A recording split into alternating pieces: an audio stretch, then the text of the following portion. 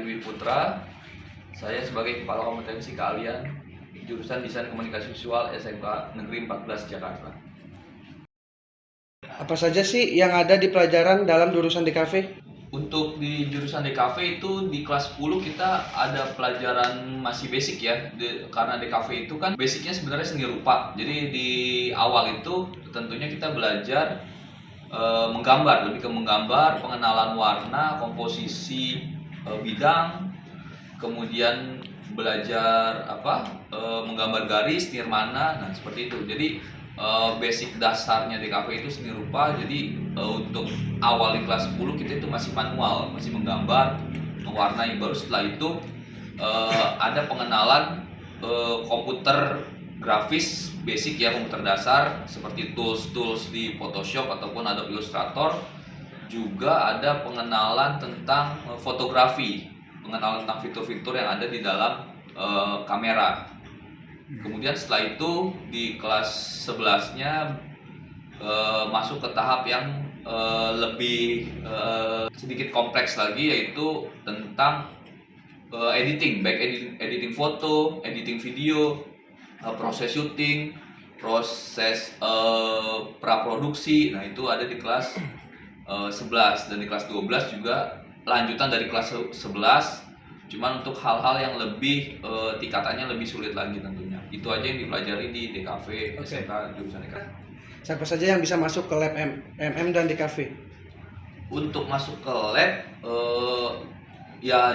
siswa-siswa jurusan DKV tentunya yang sedang membutuhkan atau sedang mempelajari materi yang harus menggunakan alat-alat yang ada di studio atau di lab. Misalnya sedang pelajaran videografi untuk editing, itu silakan menggunakan lab komputer. Atau di studio misal ada pelajaran praktek fotografi, nah itu bisa dilakukan di studio, karena untuk fotografi alat-alatnya disimpan di studio seperti lampu-lampu, backdrop, dan juga peralatan kamera itu semua ada di studio. Siapa saja guru-guru yang mengajar di jurusan DKV?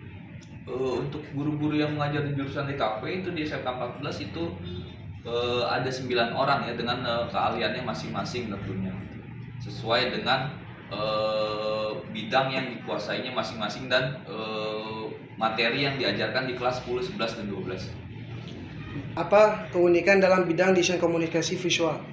Keunikan dalam bidang komunikasi visual itu bisa dibilang karena kita ini rumpun seni rupa, tentunya bisa dibilang di sini tempat kebebasan berekspresi ya, tidak ada yang salah, tidak ada yang tepat ataupun benar ya, seperti mungkin bidang-bidang lain. Nah di sini yang ada adalah masalah seninya, artnya, kemudian masalah komposisi, terus masalah tentang bagaimana menyatukan misal sebuah desain, bagaimana membuat desain yang cocok, yang sesuai dengan target konsumen yang akan kita buat. Atau misal dalam bidang video editing, kita bagaimana membuat sebuah video yang menarik untuk ditampilkan kepada masyarakat umum atau kepada target konsumen kita, seperti itu.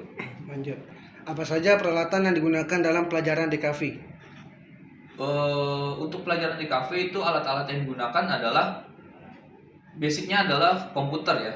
Untuk komputer itu untuk editing, untuk